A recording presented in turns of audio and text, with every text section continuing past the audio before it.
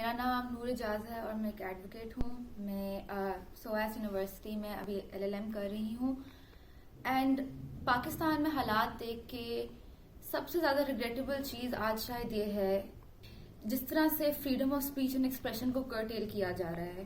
اس میں سب سے بڑا اسٹیک ہولڈر میرے نظر میں ہے پیمرا، جو Pakistan electronic media regulatory authority ہے، جس کا پرائمری مقصد یہ ہے کہ وہ ریگولیٹ کرے میڈیا ہاؤسز کو تاکہ مونوپلی نہ ہو سکے، تاکہ ہیٹ سپیچ ہے وہ نہ ہو سکے، اور تاکہ جو کانٹینٹ ٹی وی پہ آتا ہے وہ ڈائیورس ہو اور پلورلسٹک ہو، لوگوں کے لیے زیادہ سے زیادہ انفارمیشن فراہم کر سکے جو کانٹینٹ ٹی وی پہ دکھایا جاتا ہے. نہ کہ یہ کہ پیمرا سینسرشپ کرنا شروع کرے. آج کل 2016 سے لے کر اب تک ہم دیکھ رہے ہیں کہ پیمرا کا انوالومنٹ میڈیا سینسرشپ میں کتنا بڑھتا جا رہا ہے. 2016 میں جب پیناما لیکس کا کیس چل رہا تھا، ٹی وی چینلز کو بند کر دیا گیا تھا کیونکہ انہوں نے ایک سپریم کورٹ جج کو کسی سیاسی لیڈر سے ملتے ہوئے دکھا دیا تھا. اس کے بعد پیمرا نے انڈین چینلز کو، انڈین کانٹینٹ کو بین کر دیا ٹی وی پہ.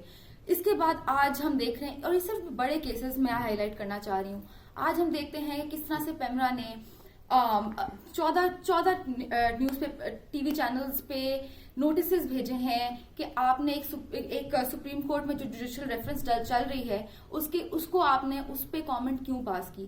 ہم یہ بھی دیکھتے ہیں کہ ایک نیوز چینل کو تو اس بنیاد پہ بین کیا گیا کہ ہمارے پرائم منسٹر کی پرسنل لائف کو ڈسکس کیا گیا.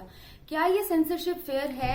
کیا یہ جسٹ ہے؟ کیا یہ آرٹیکل 19 ہماری پاکستان کے آئین کے آرٹیکل 19 کی بنیاد پہ بنی ہوئی ہے یہ سینسرشپ؟ کیا نہیں؟ ہمیں یہ as lawyers, as civil society, as activist and as concerned citizens we need to take these institutions to account.